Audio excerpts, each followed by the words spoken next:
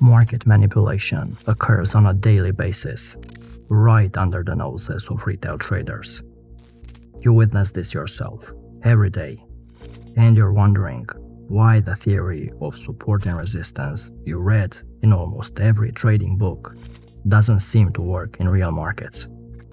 Today I'm sharing my experience with support and resistance trading, but in the context of smart money, and you'll learn the best practices to trade and avoid being manipulated by big market players.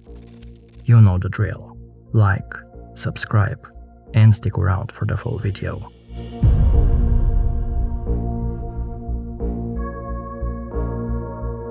True or false? The more times a level is tested, the more valid it is. If you said true, you are wrong. This statement is one of the biggest lies in trading. In my experience, really strong support and resistance levels immediately push price away from them. There is enough buying pressure at support, enough buyers waiting to buy at the level, that the market is immediately moved up and away from the level. If price can hang around the level or quickly comes back to the level, it suggests a certain lack of conviction on the part of the bulls. If the market is able to retest the level many times, then you have a potential setup for a breakout through the level. In this example, the orders at the support level are absorbed each time price revisits the area, until buyers lose their power. Price then plunges through the zone with little difficulty. Also, look at this resistance level.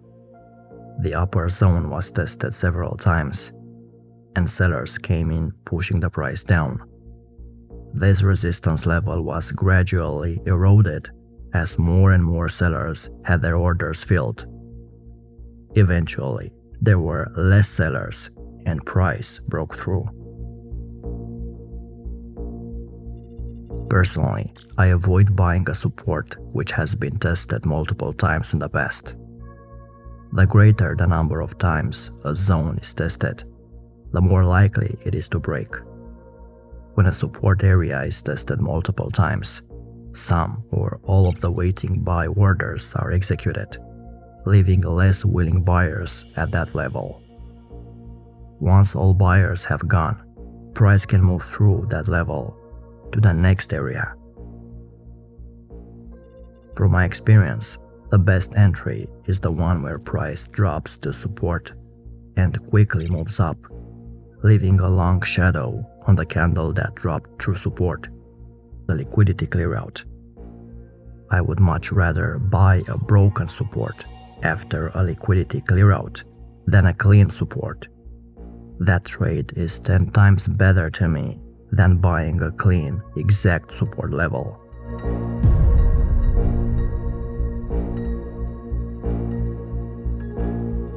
At one point, price leaves a support or resistance level and starts trending.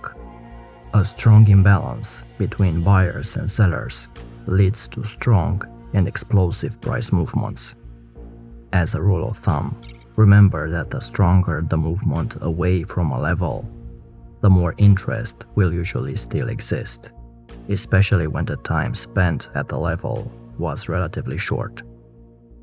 So when price goes from selling off to a strong bullish trend, there had to be a significant amount of buy interest entering the market, absorbing all sell orders, and then driving price higher.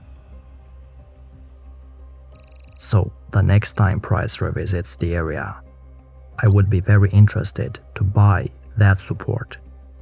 Always look for extremely strong turning points. These are often high probability price levels.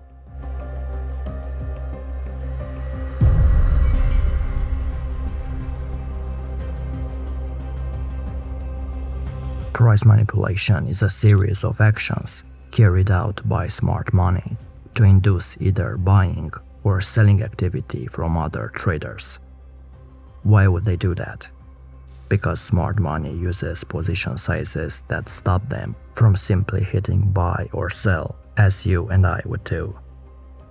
Because their position sizes are so massive, they must enter over a period of time so as to not spike the price and reveal the position they're entering.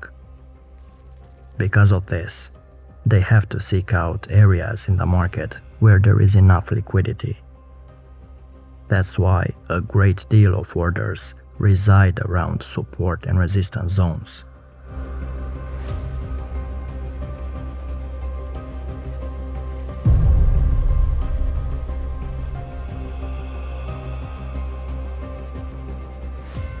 Take a look at this example.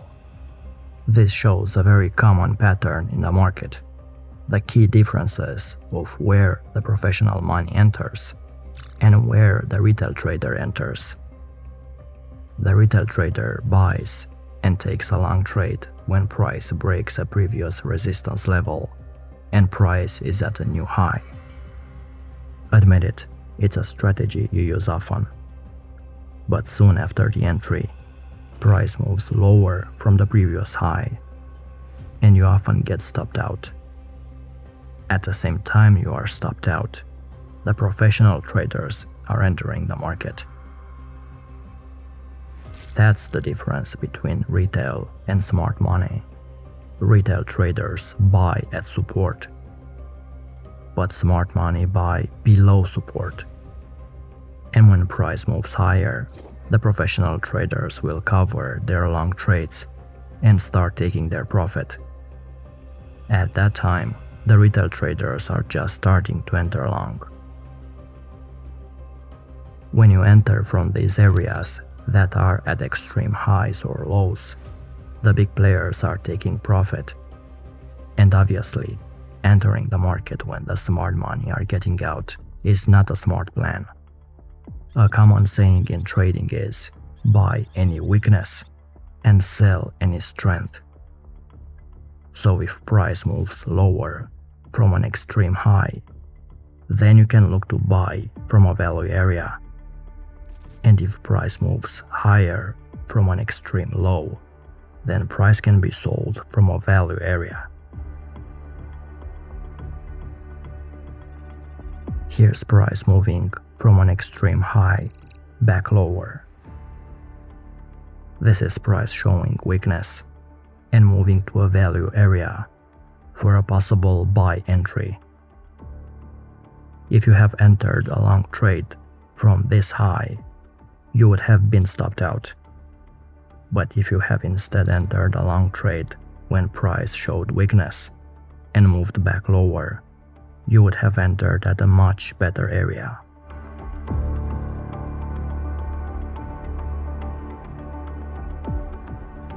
Price spends most of its time in consolidation. This is the market showing you a balance in price. There are several reasons for the price to consolidate. One of them is liquidity generation. When price consolidates for an extended period of time, the masses start to place support and resistance levels at the extremes of the consolidation zone. Any sudden break out of this consolidation range will tempt traders to enter. These entry opportunities are traps set by the market makers using this consolidation technique. If you are using certain indicators, things are even worse. When the market is in consolidation, moving averages, probably the most common indicator, will get very close together. The most common entry signal is given to retail traders when two moving averages cross. A breakout outside the consolidation plus the crossover indicate to retail traders that the trend has now changed. This is a false signal that the price will increase. All of these confirmations are seducing the average retail trader to take a buy position in order for the smart money to fill their massive sell positions. And by the time the indicators signal the change to a downtrend, The market has already made most of its move. The point is, smart money knows that even the smallest break outside of a consolidation area will set off the signal to masses. This is a well-known tactic used by market makers to trick retail traders into buying or selling certain levels.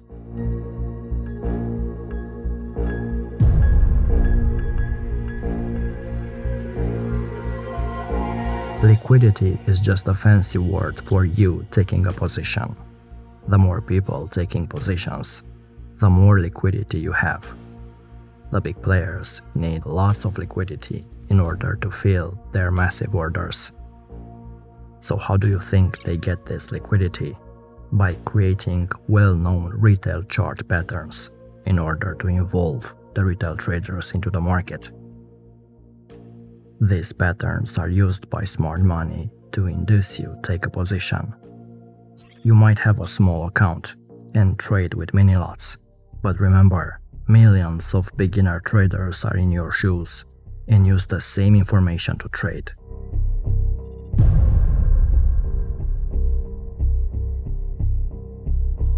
Trading will always be a game between smart money and the dumb money. How many times have you traded a triangle pattern, for example, just for the price to do the exact opposite as soon as you jump into your position? Retail traders might see these patterns as continuation patterns, but the smart money are seeing them as reversal patterns. You have to start putting yourself in the shoes of the large institutions and big money players. Think like the hunter, not the prey. Always remember that smart money are always searching for pockets of liquidity in order to fill their desired positions in the market. They are always looking to shake out weak hands, particularly around support and resistance levels that are being widely watched. It's time to reconsider how you see support and resistance levels, and to start building a strategy that allows you to join the smart money after a liquidity clearout.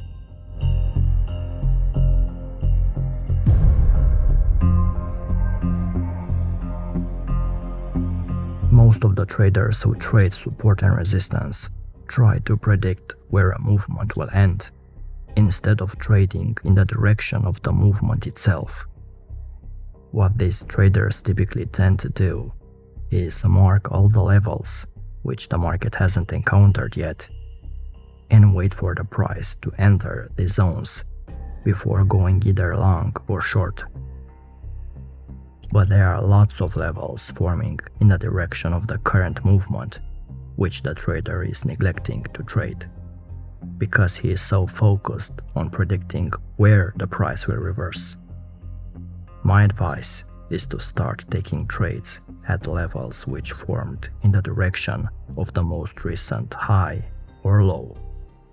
A new high or low is a signal that the current momentum is to the upside or downside. So by trading against this momentum, you are unnecessarily putting yourself at risk of losing money because you're trying to trade against the trend.